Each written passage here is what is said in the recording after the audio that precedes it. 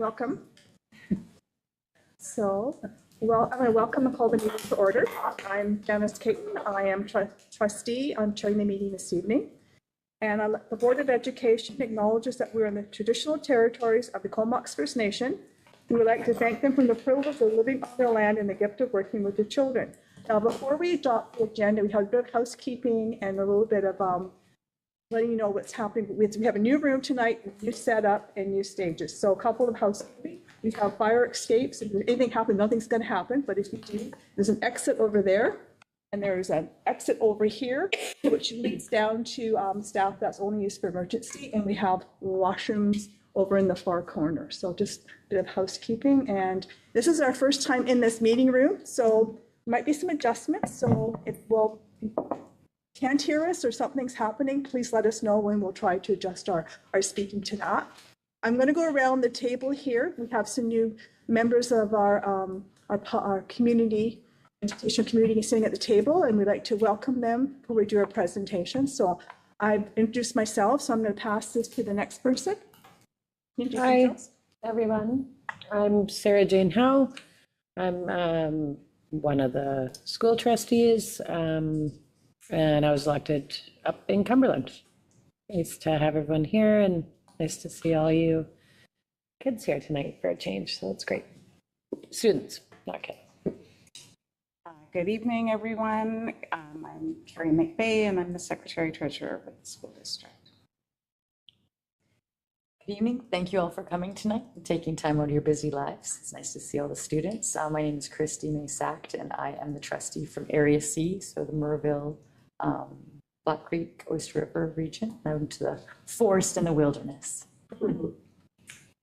Gila Kasla, welcome everyone. My name is Shannon Aldinger. I'm a school trustee from the city of Courtenay, and glad you are all here today. Can't wait to hear the presentations. Thank you. Jen Fisher, I am the DPAC Vice Chair. So DPAC, every school has a PAC and we're the district PAC. So we have a representative from every school that comes to our meetings once a month to discuss school district stuff. Michael Aldridge, currently a teacher at Vanier. They put the all call out for a CDTA rep and I said, okay. My name is Megan Cowling. I'm the DPAC Secretary, District Parents Advisory Council. Super happy to be here. Thank you for the space at the table. Kayla Kessler, min televisit. Susan Leslie, min migma, halibu. Nugwa, wachwalaka.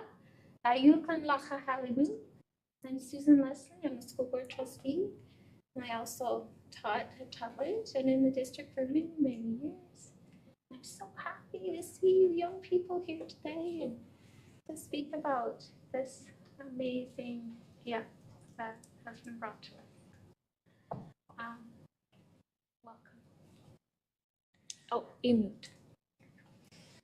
Good evening, Gayla Kessler. I'm Chelsea McCannell-Keen. I'm also on the Board of Education with my fellow trustees. And just really grateful to be here in this gathering space for the first time in public. So I'm excited about that. Thank you. Hi, good evening, everyone. My name is Michelle Waite, and I'm one of the trustees on the Board of Education. I'm currently the board chairperson, and I come from the area of Area B is the constituency area that I represent. I just want to say that you've heard it from a few of us tonight, that this is our first time in this space, and it is so amazing to be in it with all of you and so many students and staff from our school community. So thank you very much for being here tonight and welcome. Thank you. Good evening, everyone. It makes sense we had to move spaces. You're just so big. If we're going to host EDAS, it wasn't going to happen in a small spot. So what we can't see is out those windows. It's a beautiful view of the mountains. I promise you in the daylight you can see them. And since we have students here tonight, I'd like to introduce myself as Jeremy, and I'm the person that calls snow days. So we have some formal stuff we need to do before getting you guys amazing students up here to speak. So give us a few minutes and then we will call you guys up. So see before you the agenda. Are there any additions to the agenda? I can have a motion to adopt it as presented. I have Trustee Waite and Trustee Leslie seconding. All those in favor? So I'm really, really excited, pleased, proud. I'm amazed. And when Chantel first arrived at our district many years ago, she came in with a bundle of joy with this amazing program, EDIS.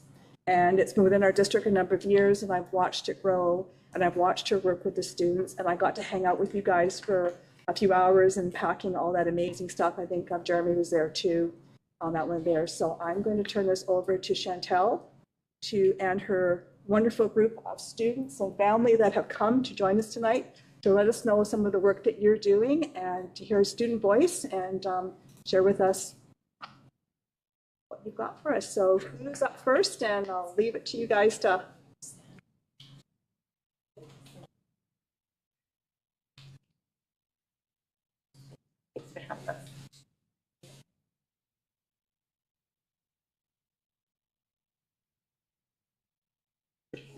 I'll take notes. See you, babe?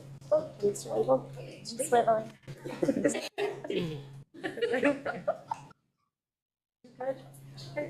you okay? You're gonna go, let's go further down. Just remind me.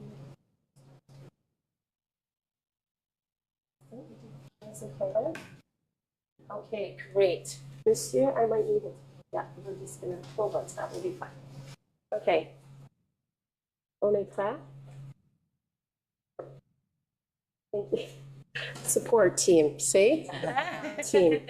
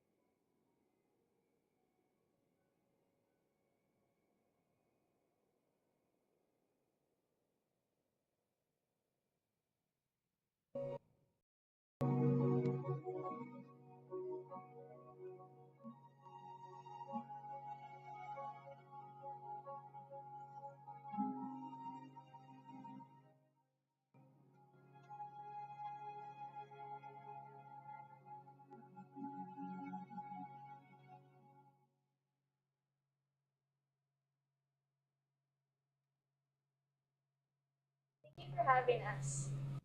From the start of the EDIS season to the end, the club never stopped working, learning, and connecting as a team. Every year, the grade 7s that wish to join go through an application process and must create a wow factor project on how they can help our community. Once they fulfill that expectation, we start our season. Every Thursday, we have club meetings where we talk about the process of our mission. We also have some wonderful guest speakers come and share their stories that teach and inspire us. Once our packaging days roll around the corner, we gather and count all of our donations to make sure we have enough of everything to meet our goal. Then we line up tables and set up our supplies, organized by gender identity. Hundreds of students and staff helped us intentionally package each care package from someone special in need. Once all the items are placed in a care package painted by one of our students, we prep the care package accordingly to the gender the care package was made for. We use red ribbon for women, rainbow ribbon for non-binary, and no ribbon for men. As young children, we grew up watching the previous grade 7 EDIS members lead our packaging days. But now that we are in the club, we realize how much more leadership learning opportunities there are in this club. This changed my perspective about people unhoused because we got to be exposed to a deeper understanding of what it may be like for somebody and what we can do about it. After everything is packaged up, we send the care packages out for pickup, or we go out and deliver them to soup kitchens and other charities. My favorite part of this project this year was handing out the care packages and really sitting down and hearing their voices and their story. It made me feel that much more connected to everything we have worked so hard for, and it to all the people receiving a care package. By that time, we had successfully completed another year of this. We finished it off with our last few meetings, creating a thank you campaign and season reflection, inviting us to think about our next chapter moving forward as leaders and how we can help our community in the future. Well, everyone, so many people helped us. We want to give a great big thanks to everyone who helped. We are so grateful that 21 school communities worked together. They baked cookies, painted bags, made cards, collected donations, and explored social justice, humanization, and leadership. Thanks to all of the speakers for giving us a deeper understanding. We are so thankful for our partnerships with churches, local services, and businesses, and libraries, and the community. Thank you for everything. It was so important to experience delivery in person because you get to meet people, listen to the stories, and socialize. This made me realize that people who are unhoused are really nice, and it made me more comfortable around people that may be unhoused. I am most proud of how hard we worked and seeing that all we did together paid off, because we reached past our goal of handing out 1,500 care packages and handing out to 1,683 people in need of love. A voice from another ESP. One day, if we move on to our own initiative to help those unhoused, our purpose will not be small. My wish and how it has changed me. The image in my heart, seeing people smile when they received the care packages and when they took out the cards and read them, it made me so happy. I saw myself change at that moment because I always thought that people who were unhoused were scared. And at that moment, I understood that everyone is scared. And it made me remember what one of our ESP mentors told us, that one moment of someone's life does not tell the full story. My wish for the people receiving our care packages of hope is that they feel like they matter and remember that they are not alone, and that they remember that there are so many people out there trying to help them. One of the many beautiful things about EDIS is the way that it changes the people involved. I've only been part of the team for about 4 months, but I can tell how deeply it has changed me. When you're part of a team, you learn so many life skills, like leadership, project management, how to be a good member, how to look out for your members, and so much more. I've learned all of this. I'm sad that it's over, but mostly because there is so much I still don't know. I truly believe anyone can influence their community or the world if they put their heart to it. As well as the people helping. EDIS affects the people getting the bags way more than you would think. People keep their care packages for years, and they use the stuff that are inside them. The cookies, the 2 woolen socks and gloves or mitts, toothbrushes and toothpaste, some soap, a handmade card from a student, an informational card about what EDIS is, and a scarf to tuck it all in. When you put the clothes, the toothpaste, and the cookies in your hand-painted bag, you're not just giving someone stuff, but you're putting love, care, and heart into it from not just you, but from all the people who helped. After several teams of students delivered to everyone locally, 18 support agencies, our ADIS project district team cut the ferry and handed out to 284 people, living at 4 shelters and on the streets of East Hastings.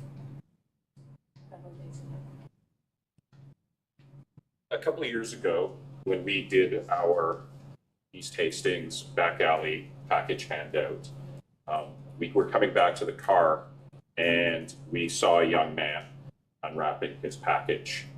And he hadn't touched any of the physical objects except for the card. And he kept rereading the card and rereading the card. And as we passed him, we realized that this young person in front of us was a high school age kid. We have, over the years, run into a number of kids who did their high school in Comox Valley. And so what it has impressed upon us, especially some of the high school teachers, is that we need to extend our care to our kids beyond graduation, and EDIS allows us to do so. One of the great things about EDIS is it allows those of us as high school teachers to connect curriculum to the core competencies that otherwise wouldn't necessarily be quite so easy. And as an art teacher, my students have adopted one of our toughest shelters, the Vivian. And the girls that are involved in my art classes take special care. They write such beautiful language and create such beautiful art because they are connected to those human beings. And they're learning empathy and care in a way that I couldn't teach them in an art room otherwise. Check out your SD71 EDIS project team, everyone. 21 school communities collaborated this year, giving us a total of 150 participating classes, kindergarten to grade 12. Every year, that number of participating classes and their project responsibilities increases. EDIS is now 13 years in the school district. 2,500 Christmas cards were handmade by students and staff this year. Over 2,000 EDIS bags were painted and decorated. Over 7,000 sugar cookies baked, decorated, packaged, and labeled. My mom's sugar recipe. She's quite thrilled about that. 24 community donation drop boxes were set out to help collect thousands of clothing donations by our school communities and our greater community. Many of the items are handmade now. Teachers and staff everywhere exploring many lessons on social justice, including rehumanizing those marginalized, person-first language, core competencies, new vocabulary, and empathy, belonging, and compassion education. So many school announcements over the PAs, in school videos, in AGs, in parent newsletters, on school websites, on calendars, local radios, newspapers, at Rotary meetings, at church services. Everyone doing their part to help this special mission come alive. Emizemi, special deliveries and partnerships with 28 soup kitchens, shelters, and support agencies. 19 of those in the Comox Valley, handing out locally to 1,150 people this year. Be so proud of your team. We sure are. My journey as a compassionate leader began in kindergarten, as I had Madame Chantal as my teacher, and was lucky enough to have her again in 1st grade. 7th grade finally came, and it was my chance to become an EDIS Club member. During my time as an EDIS Club member, I really enjoyed being able to learn from the weekly speakers. I also really enjoyed packaging days because I love to see all the other students getting involved and filling their own care packages. Another thing that impacted me was handing out care packages at the Rock Bay shelter in Victoria. Getting a tour of the shelter, meeting the staff, interacting with residents, and listening to them was very eye-opening. It made me realize that we all need to be more compassionate because we don't know their story. The in-person handout at the shelter really summarized everything I learned from the EDIS Club. This past EDIS season, I returned to help in packaging days, as well as the Rock Bay shelter. I also took part in the handout on the streets of Portneuf. I'm now a grade 8 ISFELD student, working towards organizing and leading an EDIS Club for high school students. I feel and want to do this because there are many kids who did not get to experience EDIS. landmarks? I was one of the people fortunate enough to take part in 4 days of strategic plan writing last year. I see some of my strat plan friends right here today. And while I was looking at all of those thousands of pieces of data plastered at the Alpine Lodge, I saw EDIS come up a number of times as a program that our survey respondents clearly felt was something that our students need to benefit from. And I kept that in mind this season and asked myself, how does EDIS align with our district strategic plan? And I could just take a couple of minutes and talk about several of the strands and how EDIS does line up with them. For example, EDIS really values inclusion. So each Thursday, as the EDIS Club tumbles into the library, they immediately arrange all the tables in a circle so that every student has an equal chance to be seen and heard. And then as the season progresses, they move that inclusivity into our community, find out how do we make our community a place where our most marginalized are helped at holiday time to feel like they're part of the joy and the celebration. Personalized learning, Madame touched briefly on the idea of the wow factor. As part of their application to EDIS, we invite students to share something to wow us. And it looks different for every child. Sometimes it's a baked good or a poem, a video, a song, some writing, some artwork that demonstrates to us their commitment to building a compassionate community and how they would like to grow as people as a process during the process of EDIS. Student-centered assessment, I think one of my favorite examples is how Madame Chantal has the kids tape an intention to their chest on project days. And that intention is, how do I plan to grow, to step up during these really difficult days, these really demanding days? And then students are invited to reflect upon how they met that intention at the end of the day. It's very visible. And a lot of times when students tell us about how they met their goal that day, it's not so much what they did, but who they became that we see shining through. Social emotional learning, I think probably our guest speakers are one of the best examples of how students experience really strong emotions in a safe place. So we sometimes have guest speakers who come and talk about having lost someone to addiction. And that's a heavy topic.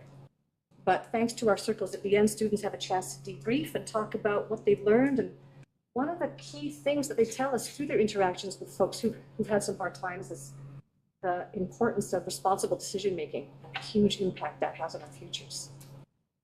Experiential learning in spades, everything about EDIS is hands-on. There is nothing that we can do from a textbook or from a lecture. We have to get in there and count donations and paint bags and hand things out and interact with people.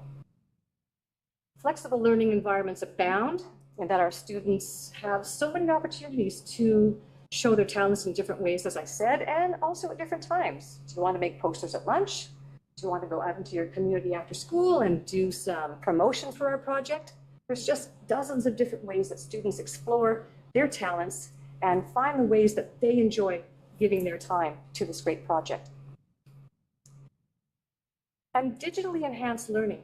So we know that social media is something that really can have a negative effect on our students' mental health. And each year, Chantal brings in a marketing specialist who talks to students about how they could leverage digital tools and social media on behalf of something good. And I think that's a good antidote for our students. Ultimately, our students wield their communication skills, their thinking skills, and their personal and social awareness to do something really incredible on behalf of our community. And in the process, I think that they grow pretty exponentially into the kind of citizens we're proud to have graduating from our schools. Thank you. Thanks. SD71 students share their EDIS project connections with us. Sent from a parent and EDIS teammate from their son in grade 3. Tyson's prayer tonight. His usual, dear Lord, thank you for our house and for my family. Then, please help the homeless. I know they have their EDIS bags, but please still help them.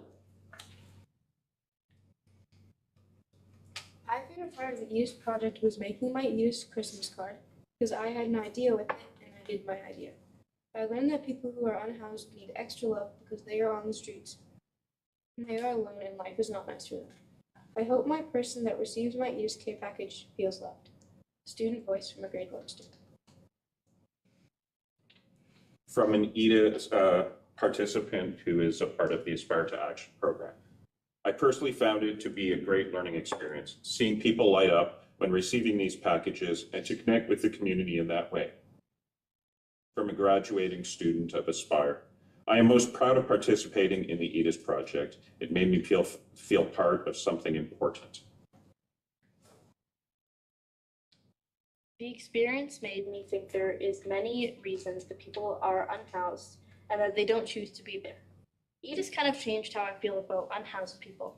Student voice from grade 5 student. Mr. Randall? I remember walking into Miss Leckemoser's class and just seeing hundreds of cookies on the tables. I asked what they were for, and hearing it was for EDIS, I felt such pride and admiration for those students. A Vanier graduate. May we all. May we all inspire inclusivity, strengthening of connections, and compassionate leadership. We are doing amazing work together. Thank you very much. Always remember. Thank you very much, everyone.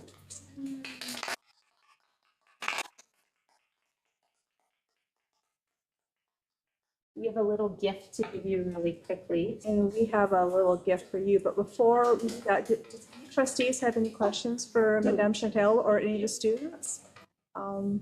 I know that they inspire me every day, and when I go to watch you guys do your work, you've inspired me, Chantel, for over 13 years. And I'm really glad and appreciative of the work that you've done with our students. Thank you. And any trustees have anything to say or add? Thank you. We just need to okay.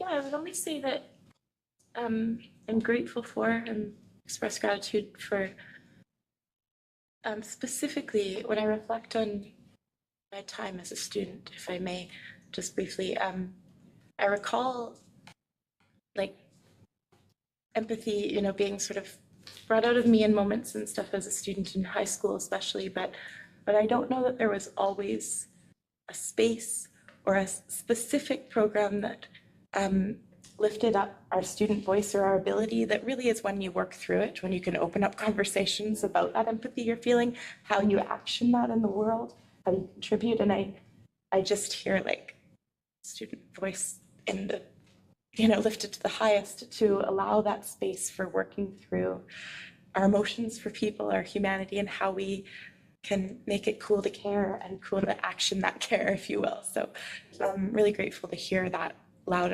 and proud and beautiful. So thank you. Thank you very much. I have Shannon and Susan. Well, I've had the great fortune of knowing you right from, I think we started in the district at the same time, me as a parent, of course, at that point. But in addition to Trustee McConnell-Keen's comments, I also really appreciate the gift of showing that one person can make a difference. And when you add the collection of like one and one and one and one and one, and you have an amazingly large group, it has such a transformative effect. And I'm so appreciative of the work that you're doing here. Family in my heart. Yeah, thank you. Susan. Well, can I say that this has blossomed into something quite extraordinary. And in the first year when we began this journey with Madame Chantal, the depth of the I don't want to call it curriculum. That seems dehumanizing. We're trying to rehumanize. The depth of learning really has touched my heart in terms of that social emotional content, in terms of opening the hearts and building empathy and compassion. Even though we touched on that, I really believe in the student leadership that you have supported and that you have walked and you are mentoring for others. So, and the hundreds and hundreds of children who have participated in this over the 13 years and high. My challenge for the students is walk forward, keep it going. Walk with it in your heart and share what you learned, because so many Thank you so much for coming today. Thank you. Can I just share that Susan was in the staff meeting when I was a practicum student pitching it at Pontledge. And Mr. Reimer had kind of taken me under his wing. I was going to do a classroom base and he said, let's do it school-wide. And I was like, okay, so we shifted the model. And Mr. Reimer, you know, like a parent looking at me like, you're up, kid. Holy cow. And so Susan was in at that staff meeting. So you've been there since the beginning with me as well. You're our family as well. Thank you.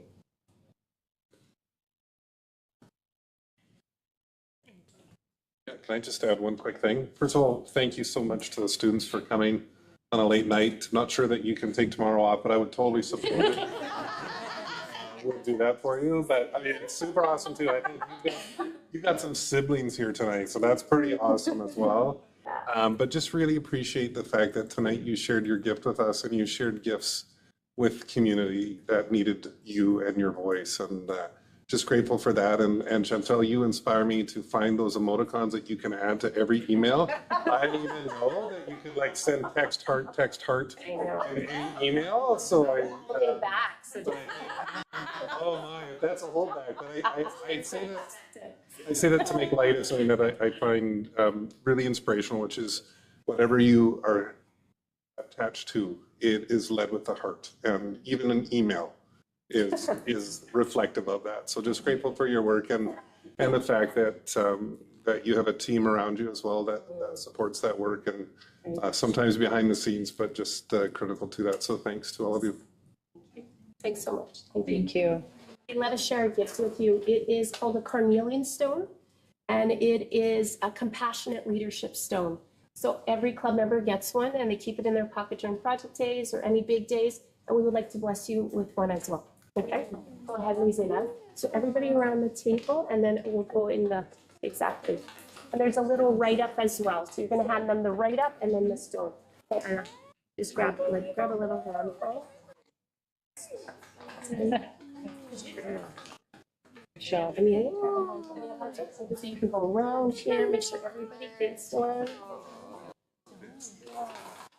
And I just need a little write-up. You have one? Yeah, we give it to Mr. Porter. Thank you. You guys come around. Get one A carnelian. right here. And we're gonna sound. I didn't get a stone. And final there.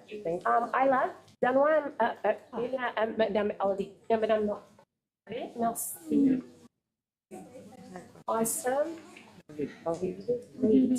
Did everybody get one around the table? Yes. Thank you. So excited. Excited when you were happy. Thank you. Thank you. Thanks. Thank you for your help. Okay, I'm gonna. Mes amis. Thank you. Do we have extras in our hands right now? Let's give to our parents as well, okay? Because they do so much for us. Merci. On behalf of the board and all of us trustees and senior leadership, I have a small token of appreciation for your students here and for the siblings who try. Siblings, I have 3 children, I know siblings are.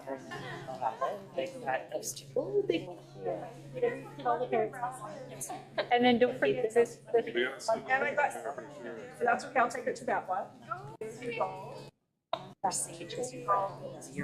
They get a treat. Expanded for Friday. Yes, they can. I mean, like, it's not only different, but in their name. What did you say? Oh, different leadership for kids. Thank you. Thank you. You know what's interesting is actually having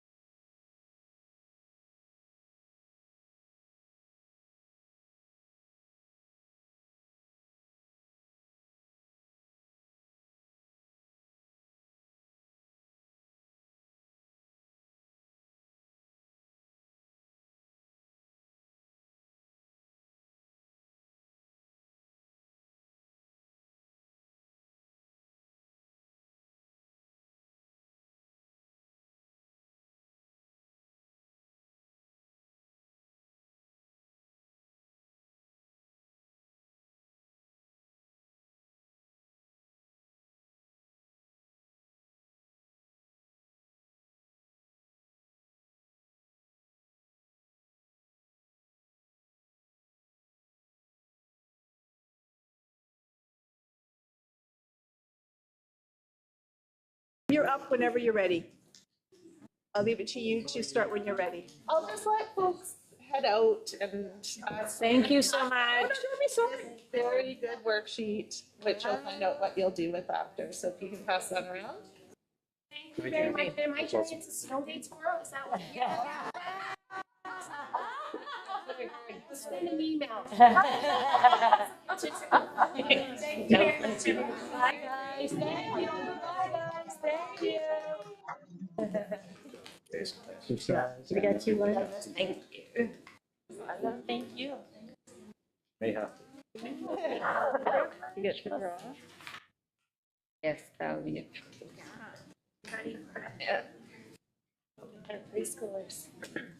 So Carmen is next on our agenda, and I think she needs no introduction, but I will, when you're ready, Carmen, I'll leave you to what you would like to speak to us this evening about. All right, well, I was feeling kind of sheepish after Joe laughed so hard at me and said, "You have to follow that." I brought like no cute children. I have brought and my slides are like text heavy and everything. So I think just before we get into, I'll just quickly introduce myself. I'm going to run you through a couple of activities tonight, but my name's Karma Taiji, and I'm District Principal of Equity, Diversity, and Non-Discrimination, and also part-time principal at Glacier View, the alternate secondary school. So I always say it gives me really impressive email signature. I've got a lot of words in it. But before we get started, I think if we can just kind of ground ourselves and cleanse in between our two presentations, and they're really linked, the social justice part and the equity part. But if you can just take a minute to ground yourself. So place both of your feet on the ground and just feel it. And if you're comfortable, you can place your hands on your lap or just beside you, in front of you, wherever they're comfortable. Just roll your shoulders back. And if you're comfortable, you can close your eyes or just gaze in front of you. And then I'll just ask you to take 3 deep breaths in through your nose and out through your mouth.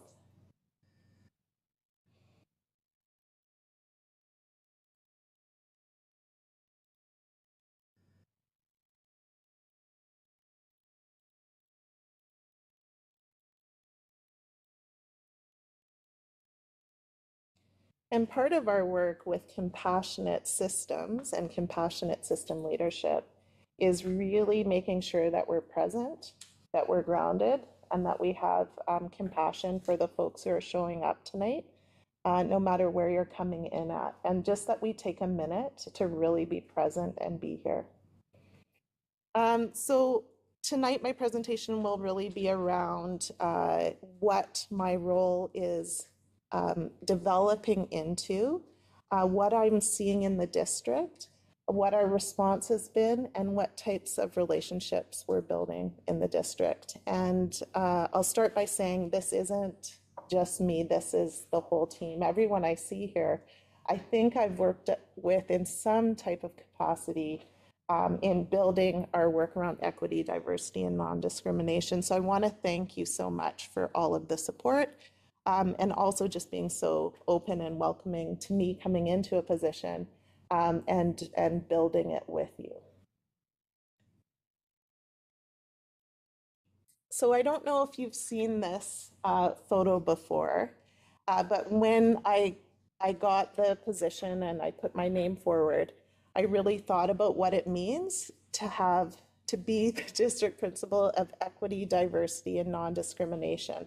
And this is usually the picture that folks will think about, and the difference between equality and what equity is, right? And whereas equality is giving everyone the exact same treatment and resources and supports, equity is doing it fairly. And then somebody looked at this picture and said, well, but that doesn't tell the whole story either.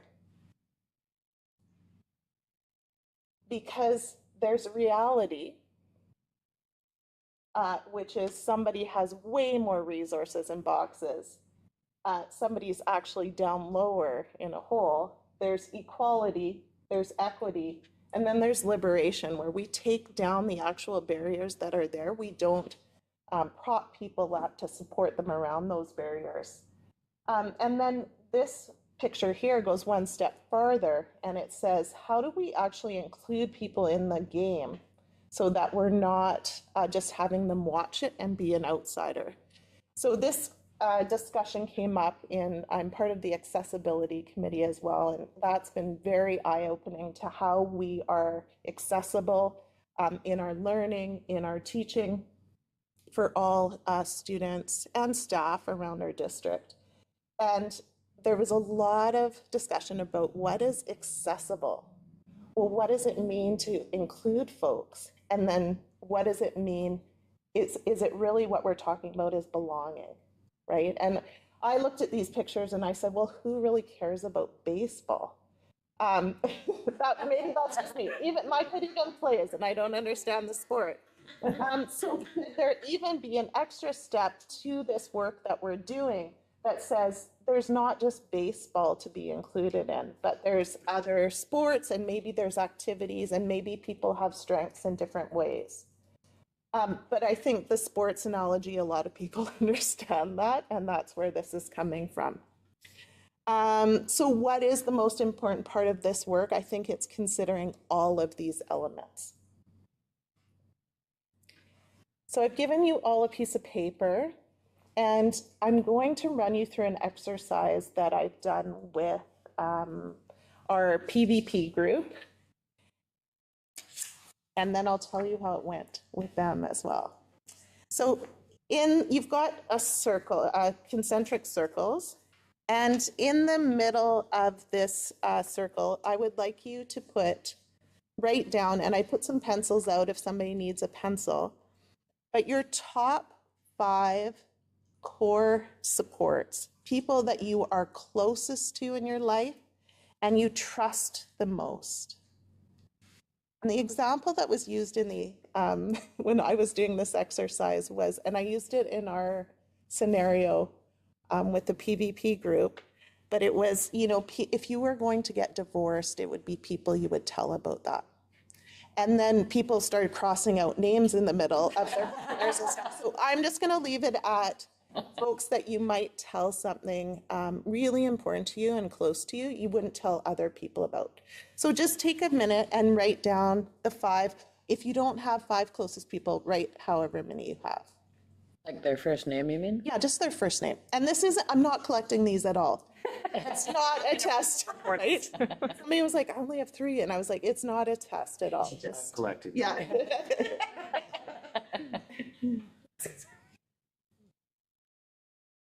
It's just a personal exercise. So in the next ring, do you want to also do it? No? Okay, you can listen. You can do it in your heads. So in the next ring around this, if you've already listed your closest top 5 confidants, trusted people, list the people that you are close to, you trust, and you like. You might tell them about something important to you, but not all of the details. So the next closest people that you trust. As many as you have. Like for me, I think it was 2. So, go with whatever you've got. Again, I'm not going to come around and be like, oh, proficient, extending on your friendship groups. Yeah, exactly, emerging.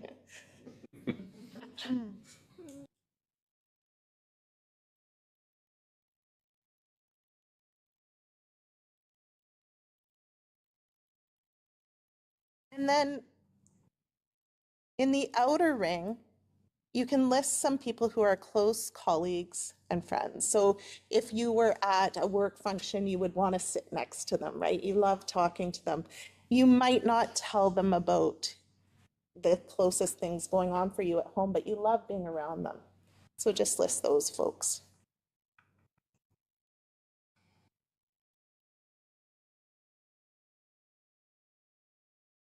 friends, close colleagues, that type of thing.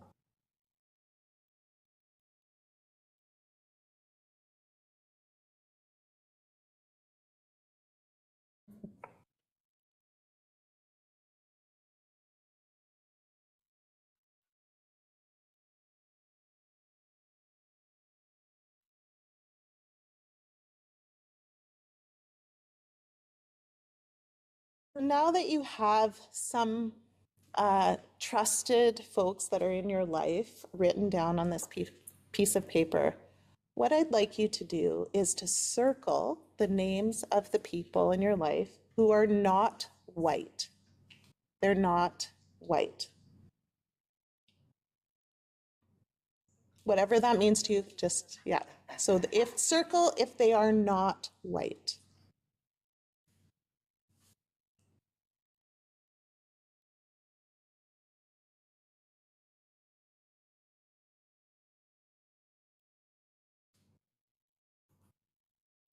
And then I'd like you to put a star next to people who are Indigenous.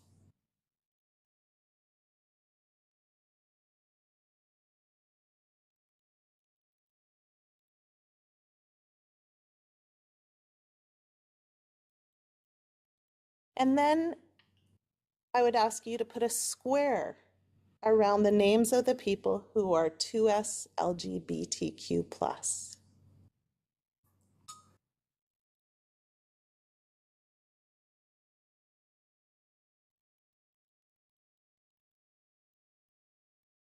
And then I'd ask you to put a rectangle around folks with a mental or physical disability. Rectangle? A rectangle.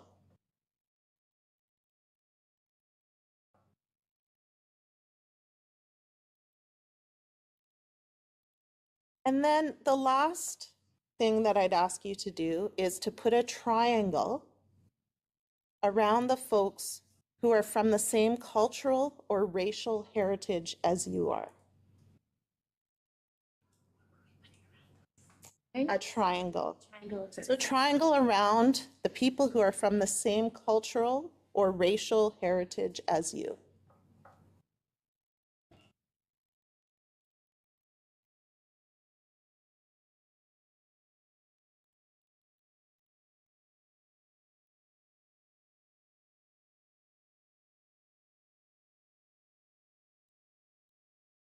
At this point in the exercise, when I was doing it with the PVP group, somebody yelled out, "Oh yeah, you got me." And I said, well, that's actually not the point. I mean, it is part of the point of this exercise, but I'm not trying to like trick you or get you or anything like that. What this is, we can look at it as the eyeball or the lens in which we view the world. Right? It shows who is in our lives, who we choose to spend time with, and the viewpoints of the world that we have in our lives. It shows how we see the world. And we tend to spend time and trust those folks who are similar to ourselves.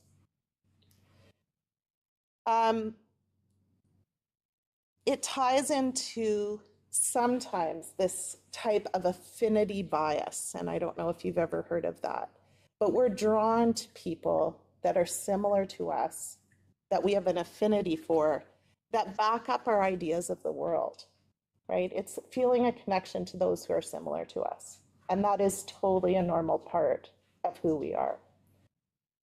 There's other types of bias as well. Perception bias, where we have stereotypes and assumptions about folks who might be outside of our lens.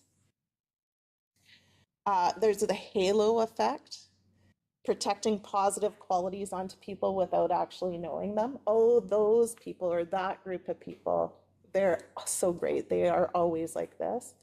And then there's confirmation bias, which we look to confirm our own opinions and pre-existing ideas. And so on reflection of this, what I would ask you to do is to look at what does your lens of the world look like? Is it quite diverse? Have you gone outside of your affinity group? Are you looking for perspectives outside of your own? And are you showing humility in looking at other folks' perspectives? I'll hand out my next handout in color because I don't know how to turn it to black and white when I'm printing here. But it's the intersectionality wheel of privilege. And it kind of, you'll see, lines up a little bit too sometimes with our lens of the world. So I'll pass some around that way.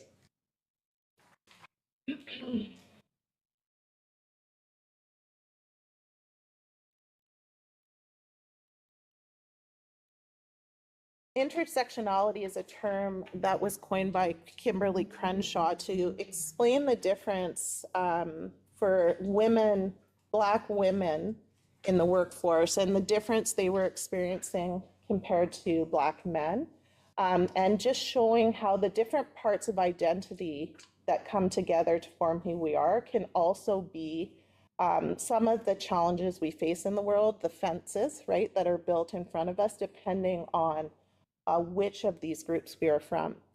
So if you look at this intersectionality wheel of privilege, the closer to the middle we are, the closer our power is in the world.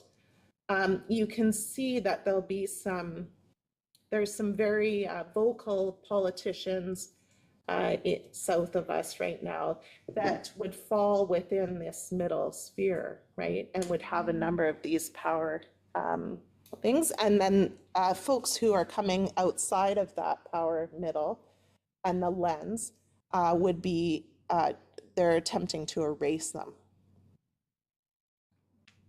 So is having power a bad thing? No. It's just being aware of the privilege and the power that you have, maybe being part of that center group and being able to use it to support other folks outside of that. So I ask these questions in your own identity, when you look at your affinity group and when you look at the parts of your identity that really play a role in who you are.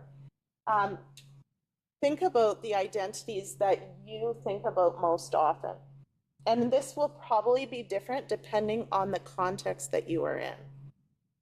And list the identities, or think about them, the ones that you think about the least, because that is privilege a lot of the time. If you don't have to think about that part of your identity in a situation, what a privilege. And think about why you might think about some of your social or group identities more than others. And which identities have the greatest effect of how you see yourself in the world, how others see you.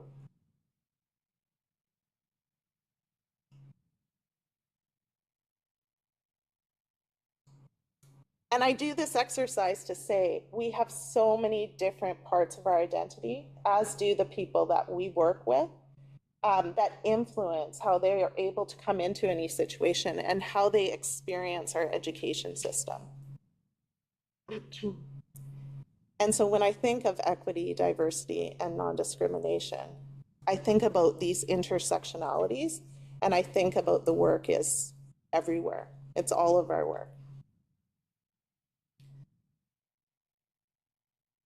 This is a video that was done by the Surrey School District and the Ministry of Education about diversity and inclusion. So I just thought I'd play it so you can think about how all of these different identities are coming into play in the school system.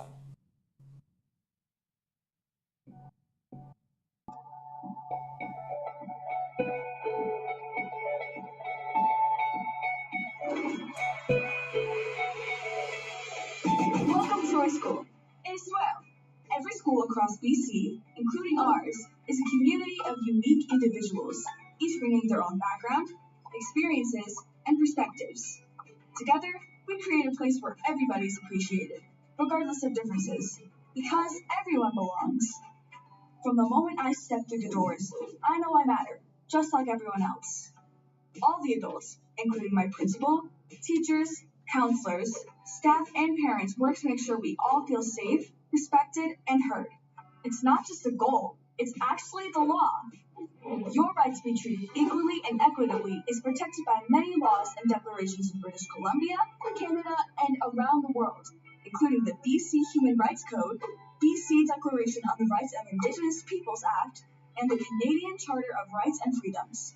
Every student, staff, and community member, regardless of race, culture, religion, sexual orientation, gender identity, or ability, is welcome and should feel comfortable and cared for at school. Whenever you face challenges, there's always a caring adult to turn to for guidance and encouragement. Whether you need help with schoolwork, managing a new situation, or just someone to talk with. Creating a sense of belonging is a shared responsibility that takes understanding and effort, but it's worth it. Because when students feel supported and respected, they're more likely to do well academically, socially, and emotionally. My school allows us all to fully participate and feel represented and valued by having clubs and groups open to everyone, holding cultural celebrations, using respectful language, building accessibility ramps, and having library books and classroom resources that show and talk about all of us, and lots more. We learn about challenges people in our community face, including discrimination and racism. This allows us to ask questions, have conversations, and understand each other better. And we celebrate differences, recognize important occasions, and show support. Many things you may not see when you're at school, like district policies, staff training, and community partnerships, are also in place to keep us safe, protected, and supported. Welcome to my school, where we make sure everybody feels seen, heard, and valued every day. We all belong here.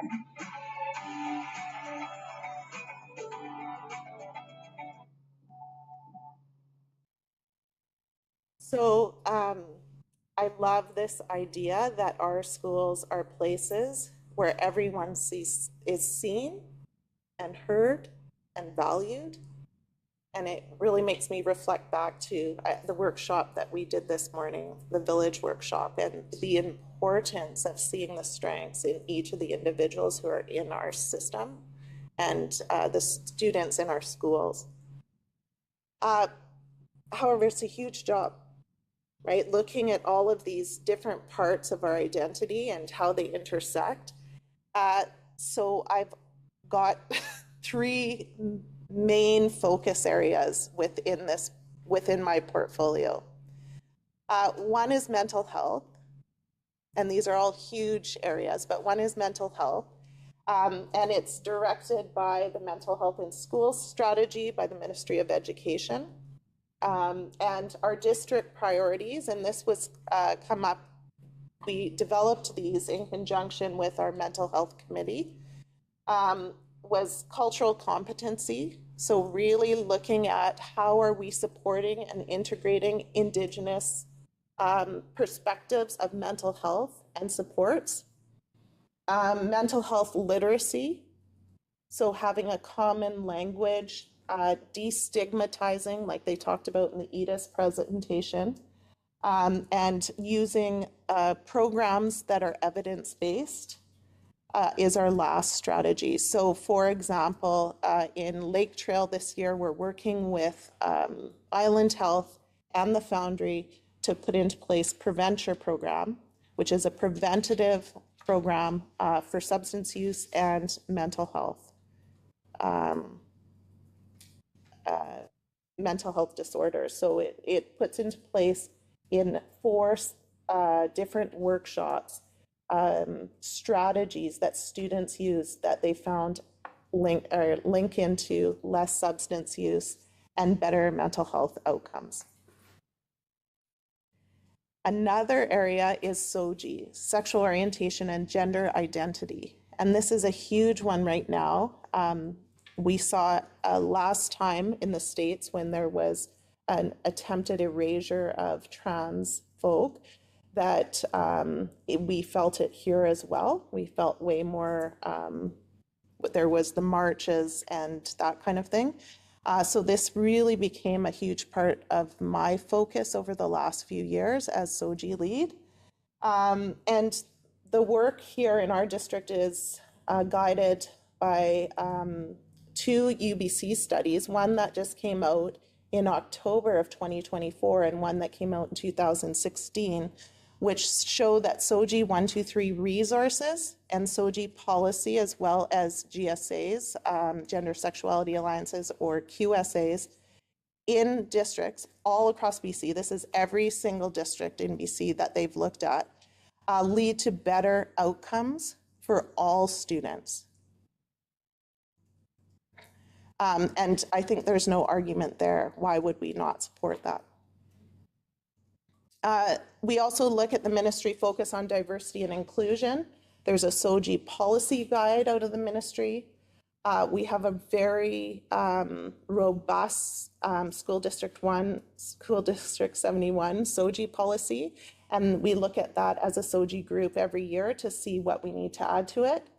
And then the Premier's mandate letter to the Ministry of Education that just came out, which one of the few points that are on there is to work with key stakeholders in relation to the SOGI anti-bullying program to improve understanding, protect vulnerable children, and support parents. So our district priorities are building a strong SOGI network, which I think we have. Every single school has a SOGI rep in it, a SOGI lead, and we meet 4 times a year. And we have training, we have discussions, and we have support. The other one is dispelling myths. That's become a really huge part of our SOGI focus, and supporting GSAs, Gender Sexuality Alliances, or QSAs, or QACs in schools. And we've gone from 0 diversity or supportive clubs or community clubs, as they're called in elementary schools, to I think half of our elementary schools at least have one now. So this has been a huge step. And then this is just a quote from the study that shows when LGBTQ youth experience safe and supportive schools and families, they're much less likely to report health challenges. Why would we not do it? And then the other, my third kind of prong in my umbrella is anti-racism. And this is guided by the Racial Equity Together, so the K-12 Anti-Racism Action Plan from the ministry, and School District 71 Equity and Non-Discrimination Policy in AP. Currently, our district priorities are building capacity with adults, responding to racism and discrimination, our equity scan that Indigenous Education is doing, and Joe, and community collaboration. So working with parents, working with different community groups, that sort of thing.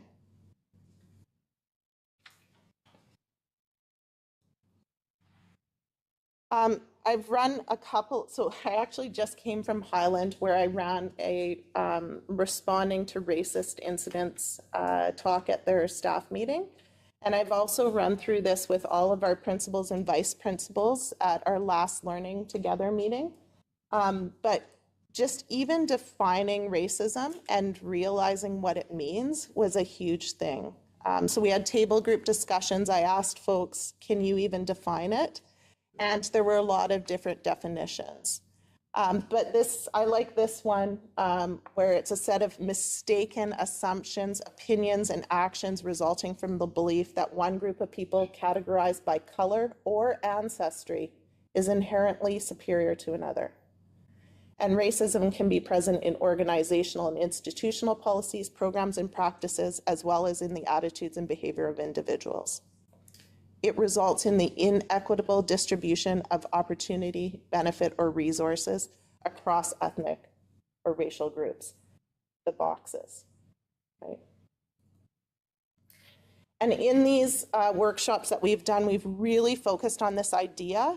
And this is the one thing I say, if you take away anything from what we're talking about, the difference between intent versus impact.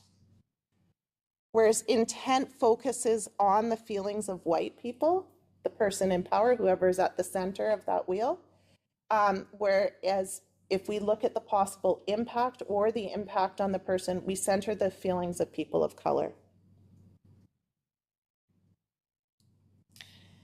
So white privilege is being able to focus on intent versus impact. I'm not racist, but, right? So in discussions about the definition of racism, white people will frequently argue that a particular statement or action does not constitute racism because racism was not intended. It was a joke. Intentionality is irrelevant.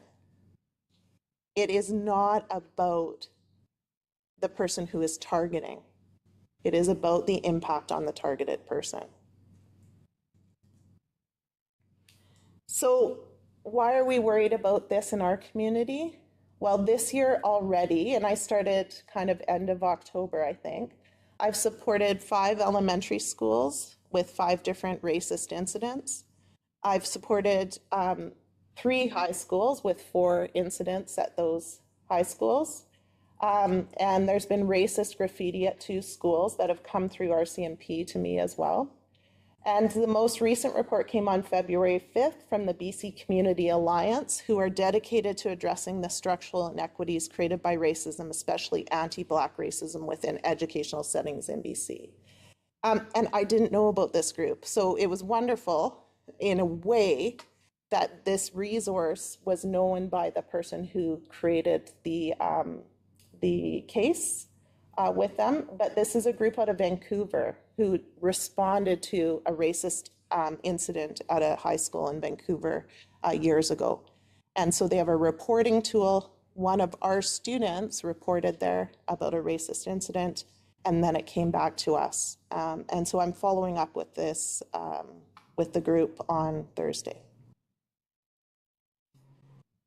What parents are saying. So I have had the absolute pleasure of meeting with the DPAC's anti-racism committee, and what a dedicated, strength-based powerhouse of people they are.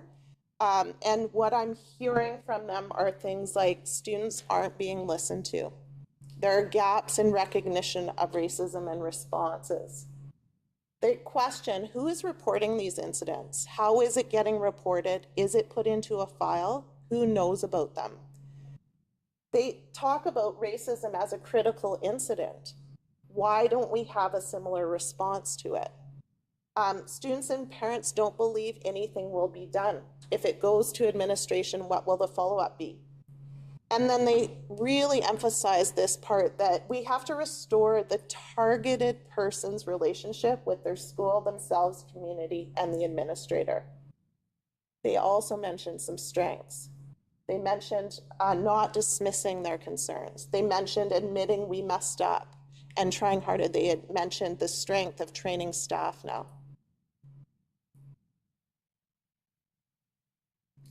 I've been going into schools and I've been asking them these questions.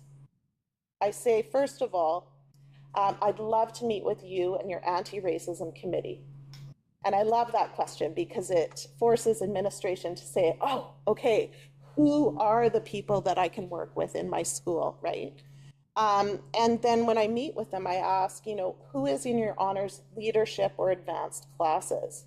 And beyond that, who's in certain of your classes? Who's in your workplace math versus your foundations and pre-calculus math classes? Who is getting to take part in leadership opportunities at your school? I said, well, I asked them, what is the story on your walls about who belongs here? And I walk around their school with them. I ask who's getting suspended or disciplined in other ways. And then I ask, how are you supporting your BIPOC, Black, Indigenous, people of color staff when there's been an incident? Are we following up with our staff members as well and checking in with them? In response to a racist incident at one of our elementary schools, I worked with another administrator who came up with this responding to racism plan. So this was taken from the Surrey School District's guide to responding to student incidents of racism and discrimination. So I've got that here. And they took it from Ontario's Catholic School District, who has a similar response, but it's quite good and thorough. And so we've used it as well. And the issue that happened was there was an incident with a student. Excuse me, it was not reported to the right people, so it wasn't aware, and then it wasn't dealt with or followed up with. And so this was really to be shared with staff and with principals and vice principals to say, how are we responding to incidents of discrimination? The stop it and name it, the support and report, and the follow-up would be for staff and teachers, and the investigate, document, and restore would be for PVP groups. And then I hand out some scenarios and I ask these questions. Could this be racism or discrimination? What would you name it? Who is the targeted or impacted person? How do we stop it? Who should stop it? Who should report it? Who should it be reported to? What types of supports can be put into place? Does it need an investigation? What does this look like? What should be documented? How and where? How can relationships be restored? And what follow-up should happen?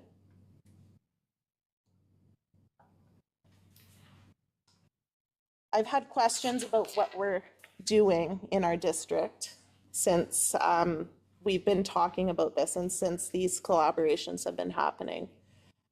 So we've had anti-racism and intersectionality workshops with school staff, PVPs, and school counselors. Angela Ma Brown came and did 2 workshops with teachers on introduction to anti-racism education and white supremacy culture.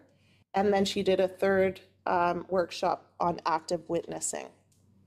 Really powerful. I've been consulting with the BC Black Educational Leaders Association. I've been meeting with DPAC Anti-Racism Committee, and I applied for a Transforming Systems grant for $300,000. So I don't even know how that works. I just thought I would apply for something to support anti-Indigenous racism in our district. So we'll see.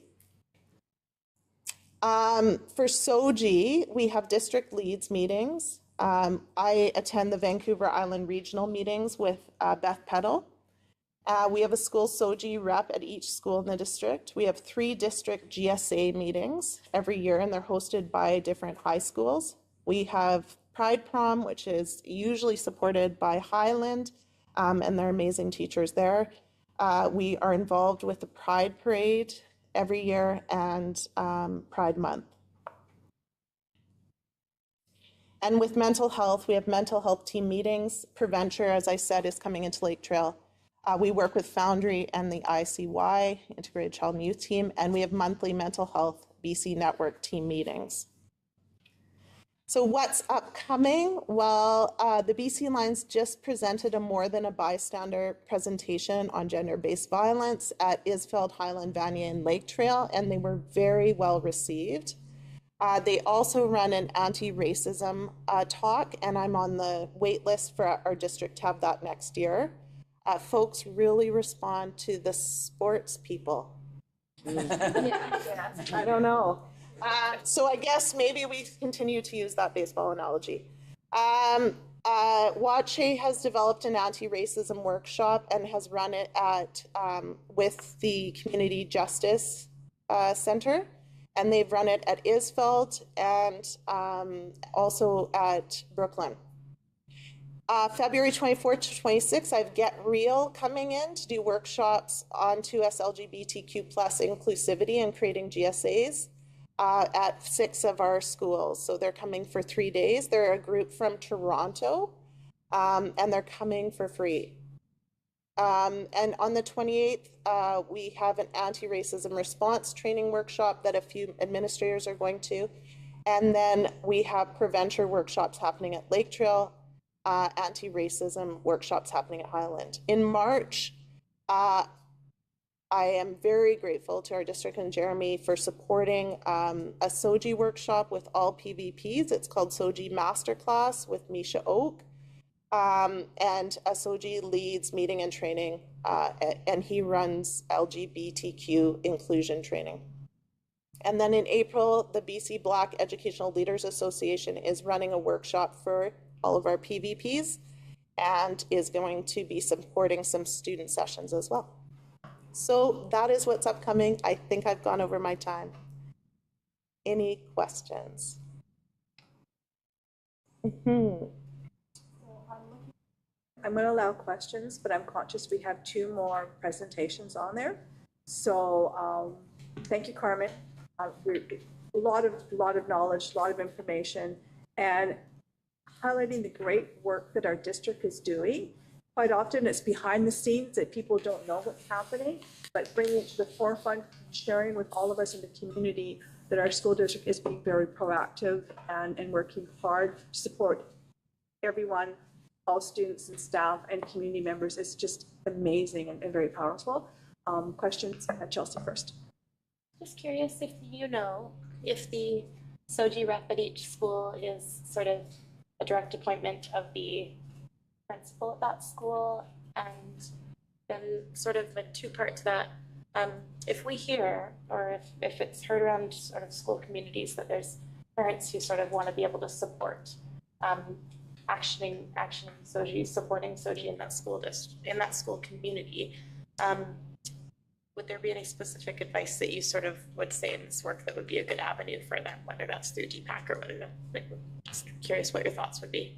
Yeah, I think it depends on the school. So every year I ask school for their updated SOGI leads list. And most folks have super active leads that want to continue on, or somebody else who steps into the position. Sometimes they have to say, hey, we need a lead. Sometimes PVPs will step into the role as well. Most of the time, it's a super active member on staff who wants to be involved in some way. Yeah, it's a very powerful group. And then the other question is if parents or somebody wanted to get involved, reaching out to admin a lot of the time. So for example, we had an elementary school where a parent was like, hey, we need a gender neutral washroom here. There's nothing. What can we do? And they talked to the administrator who sent them to me, who I said, okay, well, let's work together. And I went out to the school, I walked around, and then Molly and Lee came in from maintenance to look at how can we accommodate that, and they got right on it. So we're also looking at putting together a SOGI advisory committee. So they can always reach out to me, and I'd be happy to include them with that. Any other questions?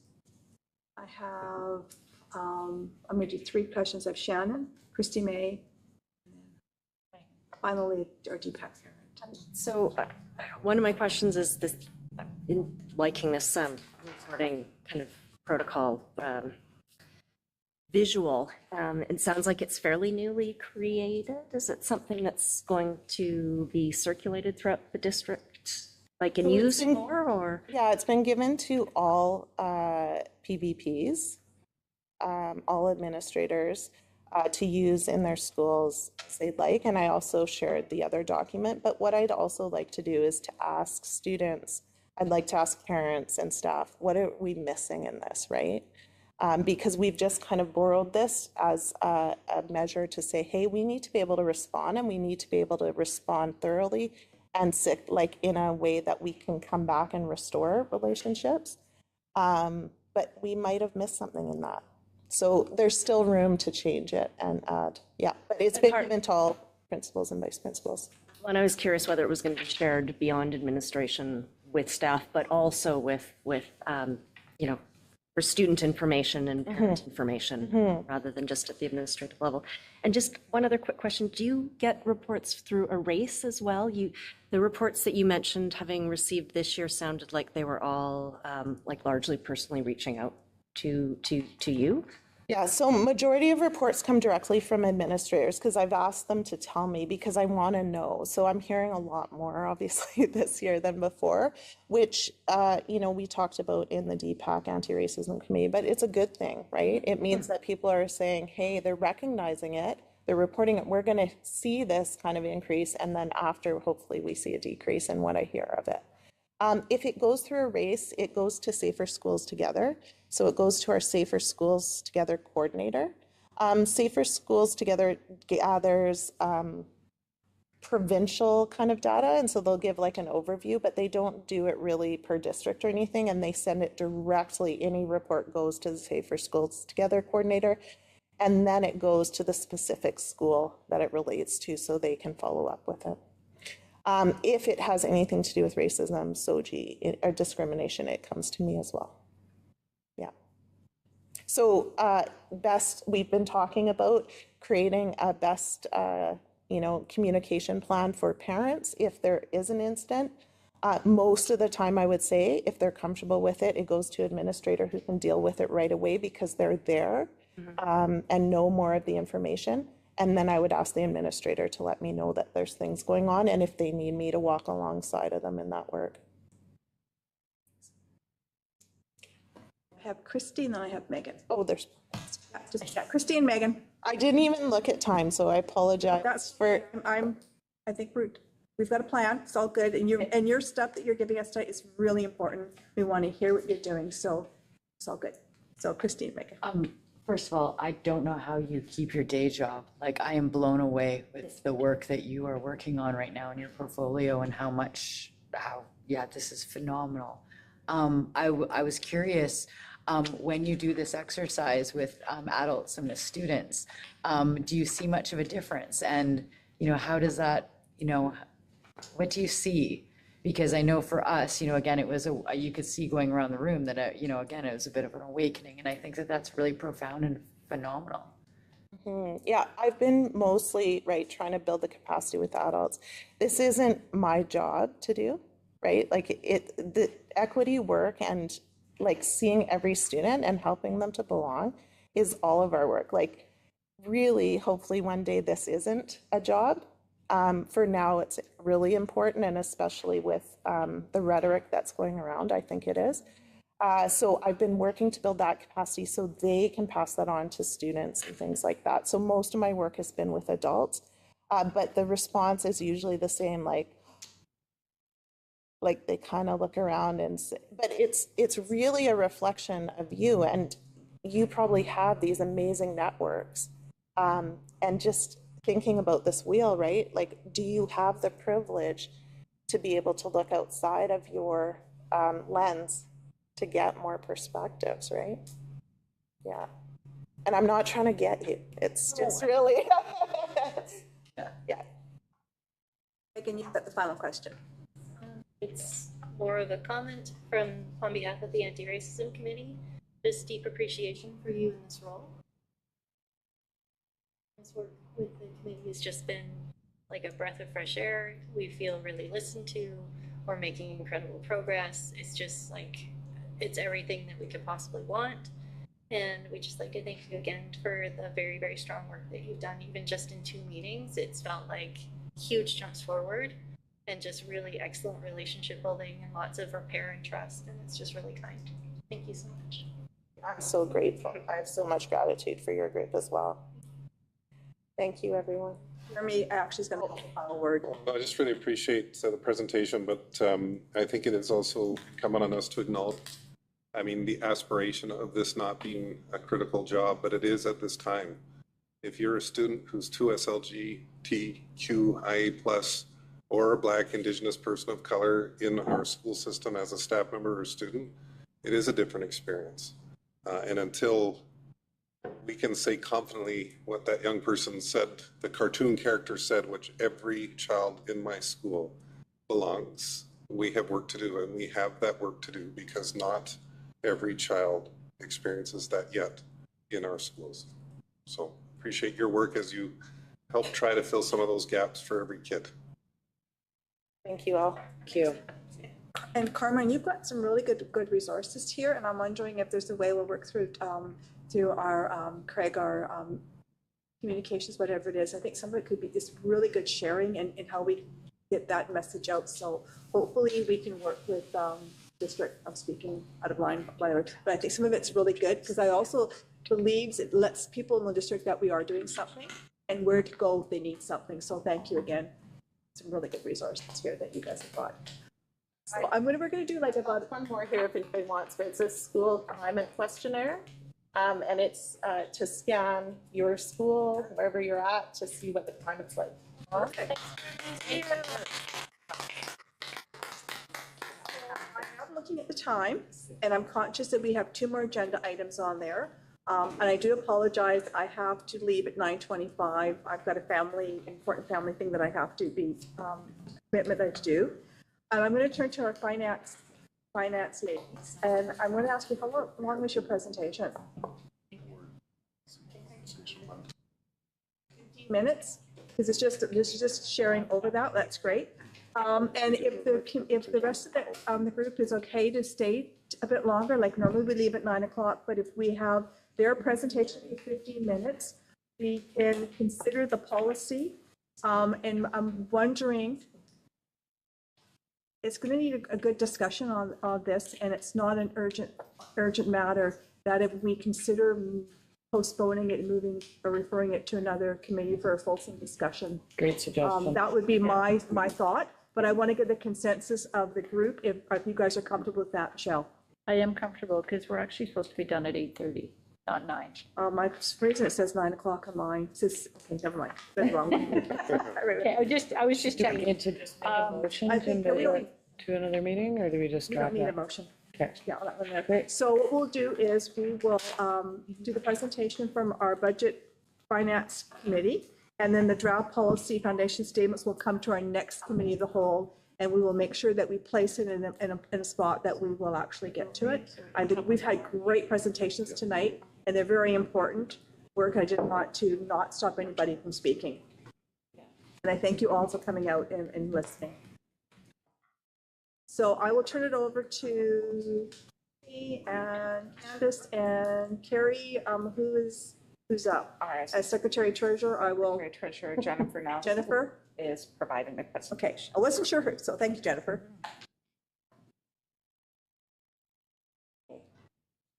I might be able to get through this in 10 minutes, so let's see. Set the timer. All right, so at the last board meeting on January 25th, the board approved our 2025-26 budget schedule. So this is really the kickoff of the annual budget process for next year, just kind of a refresher for the board, our partners, and the public watching of how we develop our annual budget. So really high-level process overview tonight, just to kind of get everybody excited about the budget.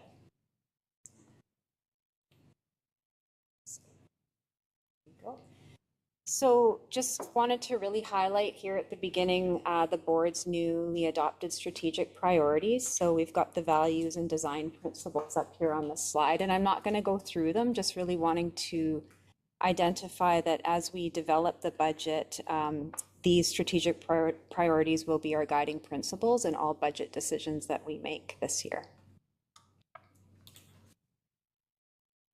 So although the budget process is really starting now, the formal part of the process, there is a lot of work that starts behind the scenes. Really in the fall, we get going, start analyzing all of the departmental and program budgets.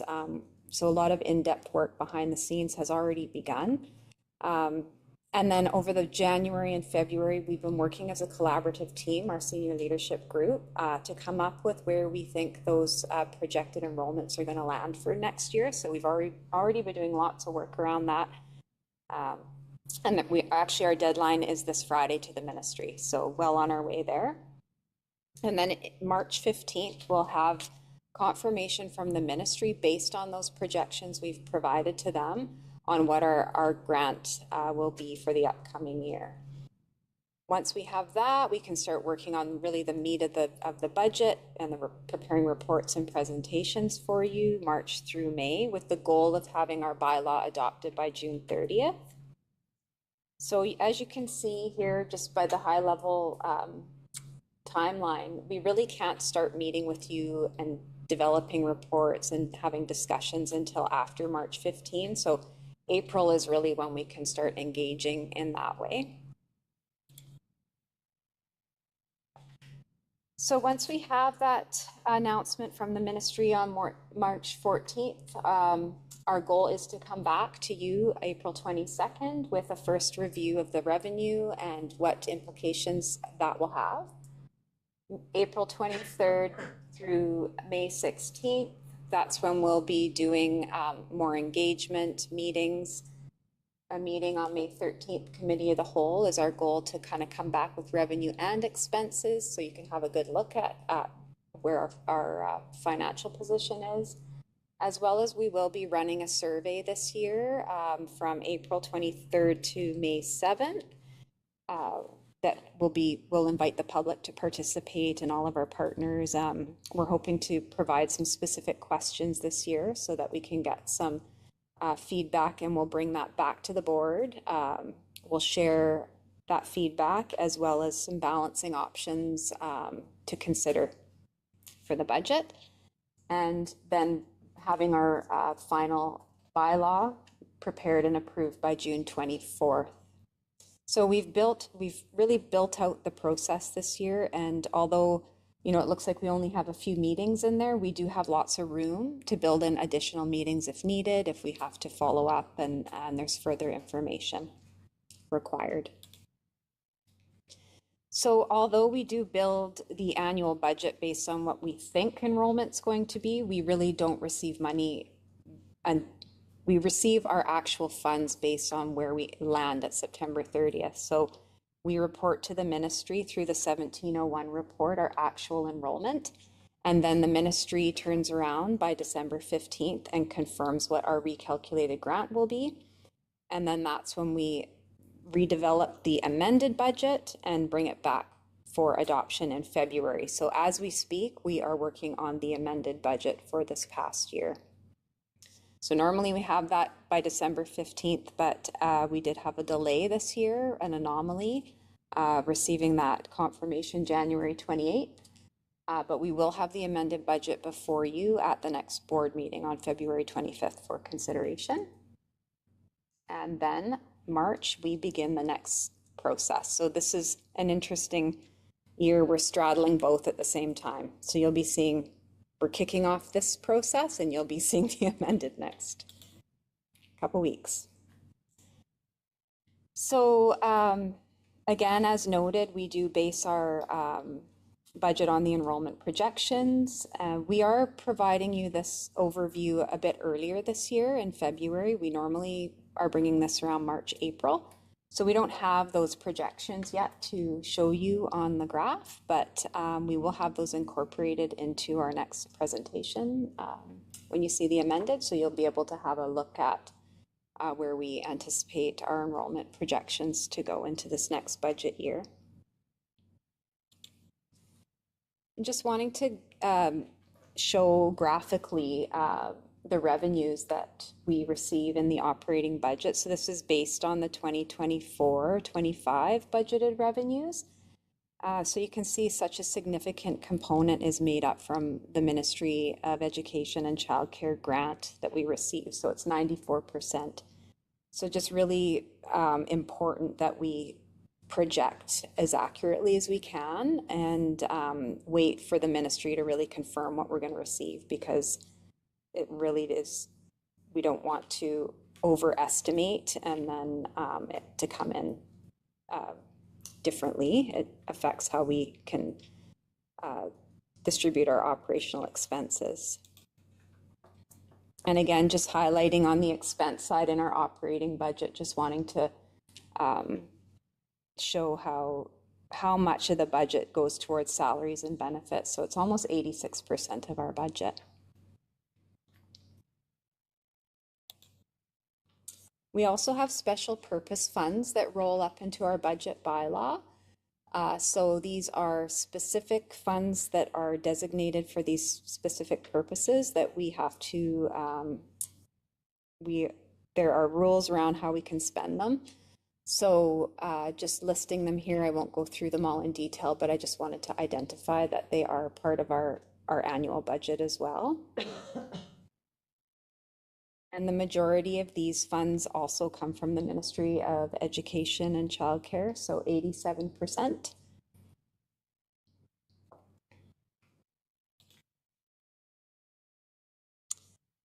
We also have capital expenditures reported in our budget. So that includes expenditures for land, buildings, computer hardware, vehicles, furniture, and equipment.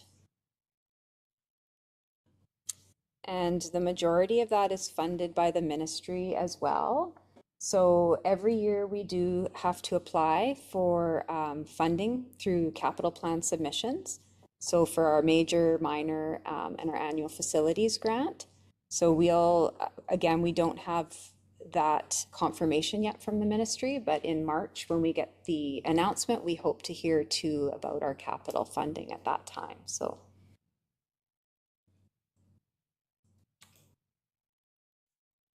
funding for local capital, which are for items like our modulars, fleet, technology, furniture, and equipment. We fund that through an annual transfer from our operating budget into local capital. And you'll just note I just wanted to highlight here on the slide that in 2024-25, so this school year, we actually reduced that transfer by $1 million for modulars because we had the announcement, the capital projects that were approved were allowing us to defer purchase of those modulars. So we eliminated that this year. And when we incorporate this into the annual 25-26, we'll have to relook at our 5-year space needs and determine whether we'll be reinstating that either to what it was, less. It's just going to depend on where we land, but just wanting to highlight that for you. We always touch on the unrestricted operating surplus policy that the board has. So the policy outlines that we are to maintain 1.5% as a minimum to a maximum of 3% of our actual operating expenditures in a contingency reserve. So that's really there to as a safety to weather any unplanned events that may occur to ensure that you can continue on with your general operating. So it's really important and something that we're always, as we're developing the next budget, we're monitoring the level of that. We're ensuring that we're at least staying within the minimum, and ideally around the 2 to 3% is best. So just noting for you in this current annual budget that we did budget a $2.3 million contingency reserve, which amounts to 2%. So we're within the appropriate range. And then finally, multi-year financial planning. So this is a new requirement from the ministry, and we prepared our first 3-year financial plan last year. So it was submitted to the ministry in September, and we'll be doing that again this year. So we'll be refreshing it once we have an annual budget. A really high level forecast. So we get the current year budget, and then we're forecasting out 3 years based on those enrollment projections that we submitted to the ministry. And our goal this year, you saw it in September, but we're hoping to bring a draft to you in June so that you can see the annual budget as well as a draft of how that will look out into 3 years. We don't need to submit it till September, but we're hoping to complete that earlier. And of course, keeping in mind the board's strategic priorities as we're building that out as well. And I'm complete. So if you have any questions, I'm here, and Candace is a big part of the budget too. So she's happy to answer any questions you may have. Are there any questions for Jennifer or Candace regarding the process? Yes, Jennifer. I just wanted to thank you again for, I just appreciate it so much when the presentations are like displayed to us the way they're displayed to us, because it's really easy to follow. I have been at some parent group meetings in the last month or so, and I think that they were appreciative of some of the timelines that are happening with the budget process this year. So that was just some feedback I wanted to share. And some parents had just commented that they were looking forward to maybe like participating in some way in the budget and being able to ask like some more detailed questions about the budget and stuff. So I guess in some of those more open committee or open meetings, we might anticipate having a few more parents around, maybe asking some more detailed questions, which I told them would be invited, so. Sure, yeah, so these. Thank you. Committee of the wholes and board meetings are always open to the public, and certainly we're going to be ensuring that all of our board, all the presentations and schedules are already live on our website, so can certainly look to there to see the upcoming meetings and read agendas, and we're always happy to have people come and get excited about the budget. Yeah, exactly. Thank you so much. Okay. Chelsea. I think I know this, but I'm curious. Moving forward, is our intentionality that committee meetings will be hosted in this space? Anyone want to nod their heads at that's correct? This is just a question. Only because if it continues to go well, I think that's also an important piece for the public to be aware, just because the space before we moved here wasn't always as easy to fit as many people, so that's a positive too. And when we met to just talk about the committee of the whole meeting, the discussion that we had, and all Chair talked about is the fact that we want to ensure we have the space to accommodate those who wish to come and present. And the boardroom was a little bit tight and squishy, so this was why our first is up here, is to see if we can accommodate that. So very good point, Chelsea. Jen. Thank you. Just on the budget, SJ heard a real eloquent conversation that we had at our ISFEL PAC meeting. And I'm hoping you guys can circle back to the early 90s. I'm going to do a callback to the movie Dave. I don't know if everybody remembers that movie. He was a presidential impersonator, and it was played by Kevin Kline. And then the president got sick and was in a coma, and so they tagged him to actually be the president. Sigourney Weaver was the wife. I'm getting to a point, I promise. And he actually quite liked her, and it wasn't her husband who was, a cheating jerk. And so Kevin Kline's character was inclined to want to make her happy, and she had a pet project as the first lady that she wanted to find money for, and through all of the Washington stuff in the budget, it was axed, and he was upset. So of course he did what any good fake husband would do. He brought in his accountant friend Murray to sit and look at the books and try to understand how he could find money for her. And it was a great movie. I will email you a clip that's pertaining to this, and it circles back to, they sat around a table much like this and went through the budget and really talked about what this money is, what this is doing, what it is accomplishing, and is it relevant? And I think you touched on the 86 cents of every dollar we know is staff and salary. So what are we doing with that other 12? We know we can't touch that 86, but what are we doing with that 12? And I would pitch that we do a deep dive and David with that other 12 cents for every dollar. What are we doing with this? What choices are we making? What are we doing just because we have been historically? Is it actually working? Are we, what's habit and what is, in line with our revised strategic plan, and talking about intentionality. So I pitch we Dave the 12%. Thank you very much for that tangent. Carrie or Jennifer, would you like to? How to respond to that? Well, no, I'm just saying it's a great idea, but I think there's a process and protocol, so I'm not sure. I'll leave it to you two as our money gurus to respond to that. Yeah, so the 12% is actually made up of supplies and services. So it's not necessarily like, it could be supplies and services in the schools, custodial supplies, transportation through busing, other essential costs that are outside of the salaries and wages of the employees. So I will say that over the fall and through the winter, there's been lots of review and analysis to ensure that we're budgeting appropriately and that we're keeping up with specific inflation to cover the costs of supplies and maintenance of our facilities.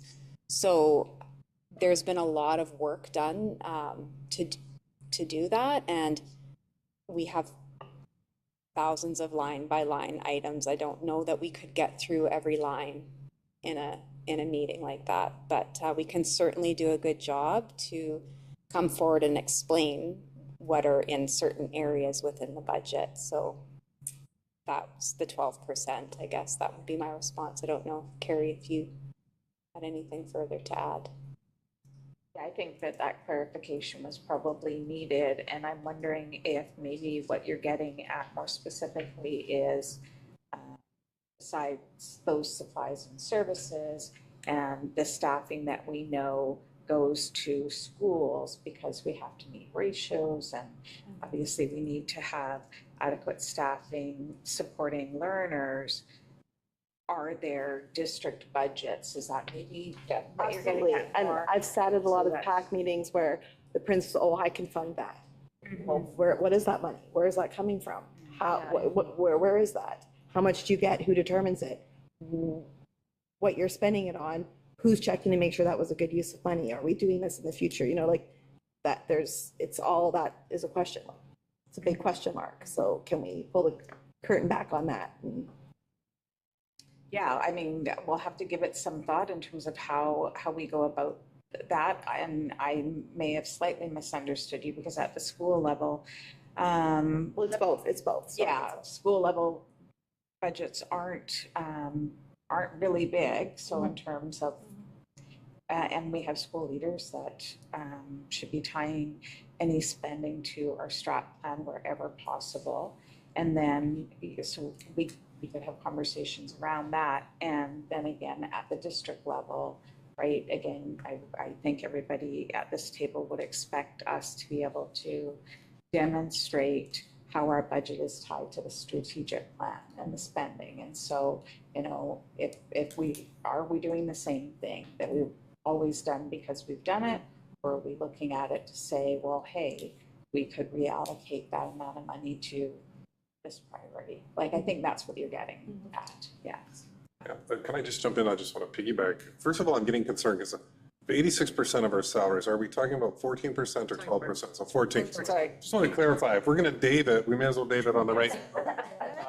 That's, I do want to just, I think that actually, that sometimes we can get lost on the 14%, but the real question is do all of our salaries accomplish our intention? Did we bring something in 15 years ago for a specific purpose that maybe no longer is a relevant priority in 2025? So I think it's actually incumbent on the superintendent particularly to ensure that the places where we have choices, and the Secretary Treasurer mentioned there's places where we don't have choices. We have ratios, we have responsibility to ensure that classrooms are staffed adequately, supports that are necessary for students that are neurodiverse, and so on. You know, is every member of the school board office a critical function? Is every dollar that's not spent in school accomplishing the intended purpose? And I think those are valid questions, and that's part of what should be happening in an annual budget cycle. So I wouldn't want the conversation to be only about finding a deal on paper. It's really about really the 100% of the budget. Is it accomplishing what we need to? And so I think that, you know, we welcome those conversations without any question. I think I'll just add or amplify, Carrie, your piece, which is it should be a direct tie to the strategic plan.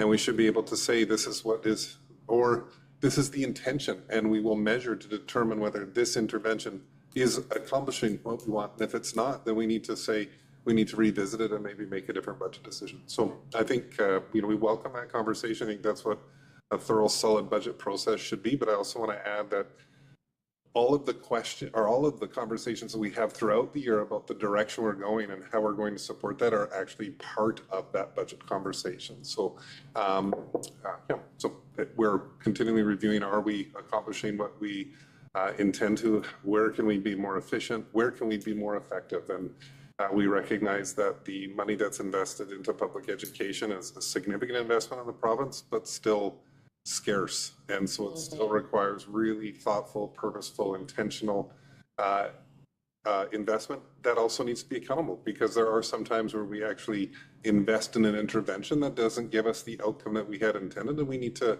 acknowledge that and then change direction. So we welcome that conversation. I have a question for follow-up to what SJ was talking about, and then I've got Shannon. The parent survey that goes out, and in past, it's been very strategic, specific. Here's a budget, kind of what you think, and on that one there. But follow-up to what SJ was talking about, it is a part of the survey. I'm trying to think where parents could have a more generalized input and thoughtful, not so prescriptive like it has been in the past. I'm not sure how you would do, because surveys are kind of tricky, and I know that when I said that last time, I think Josh or somebody at school for that, they said it's just if it's too much. But I also think it would give more parents the ability to have a bit more input when it's not quite as prescriptive as it has been in the past. Here's our budget. What do you think? What do you like? What don't you like? And having a little bit more flexibility input. Do you know what I mean? On that one, is that a possibility for consideration, that we kind of will allow that more generative dialogue that we're asking for? Is that something we can consider this year? I think would go to what your parents were talking about, and having a bit more say in the budget, because they don't all come to meetings and they can't go to all PAC meetings, but they still want to be part of that. Yeah, we could certainly have some, specific questions, and then at the end, just have an open, if you have any comments, right? So that they could provide their feedback in a way that they would like. Shannon, I had your hand up. Sorry. Yeah, and I'm as I reflect, I'm not entirely sure if maybe it overlaps with what Jen was saying, or maybe not entirely, but I too, when I was looking at we're told every year, and it's completely understandable, that the vast majority of the budget goes to our staff. But yeah, I think it would be really interesting to know, of our teaching staff, how many are based on class size and composition factors versus more discretionary factors, and of those discretionary factors, what are the decisions that are being made?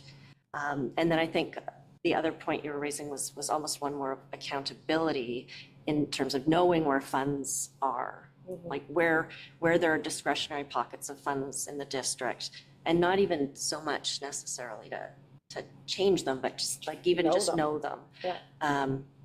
But yeah, but I was coming at it from a slightly different perspective of where are the things that we can't touch because they're absolutely crucially needed, and what are the things that there's an element of choice. I mean, there's need everywhere, and so it's hard to make some of those choices. But what?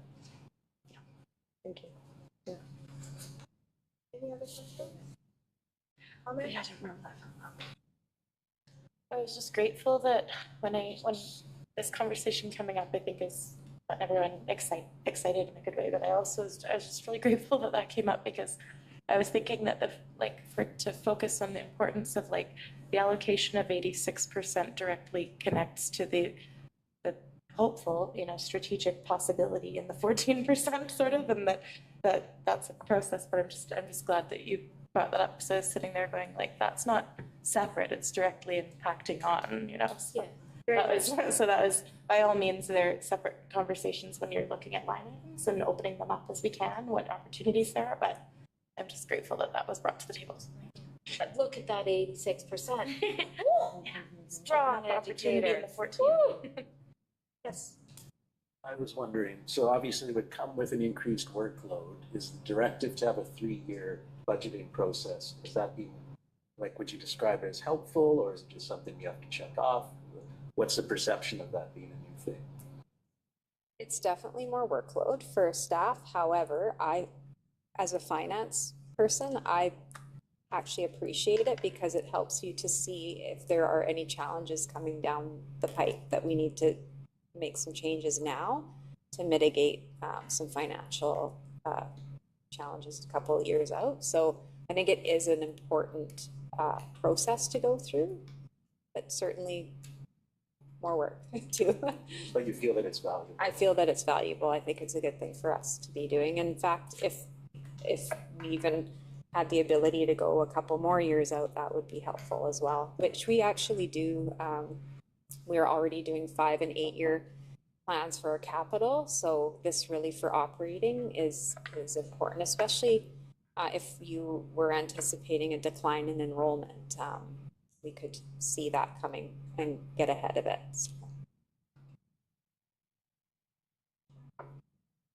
Have we ever had to dig into the capital reserve? Or is that relatively new? Or the capital reserve, so the local capital reserve? Oh, the contingency reserve. Yeah. So you'll recall that the annual budget actually relied on some of the reserve to fund the operating in the current year. So we haven't actually, that I'm aware of in the last couple of years that I've been here, had to draw on it, but we've planned to have to use it, but luckily we've come out with a surplus and not had to. So Candace, our Director of Finance, is here. She may be able to speak further on that in the past. No.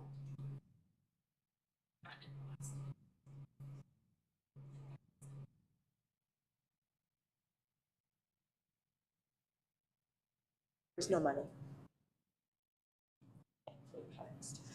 So thank you, ladies, for coming out and spending the time with us this evening. It's 9 o'clock and it's been a long day, but your wisdom and your knowledge and your thoughtfulness is really appreciative.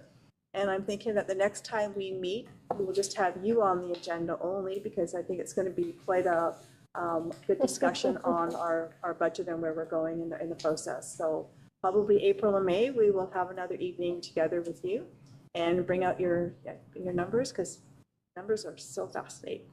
And I think the understanding of, out of that 14%, there's really, after buses and lightning, there's a teeny tiny little smidgen that we have that flexibility on, and it's really great to understand that process. So any other questions or comments? I would like to thank you all for coming out this evening, and I know the meeting ran a little bit over time, but I thought the presentations we had were really, really powerful and really important too. And for you guys speaking tonight, and to the policy that we didn't get to, I'll turn to our Secretary Treasurer, and we will bring that to another committee of the whole meeting, or what would be planned for that, just for some. I think ideally, we'll look at our board work plan, but hopefully we'll just move it to the next committee of the whole meeting, so that again, we can have our partners able to provide feedback into it. Perfect. Thank you again for coming, and enjoy the rest of the evening, everybody. And a motion to adjourn. Do we need a motion to adjourn? Thank you.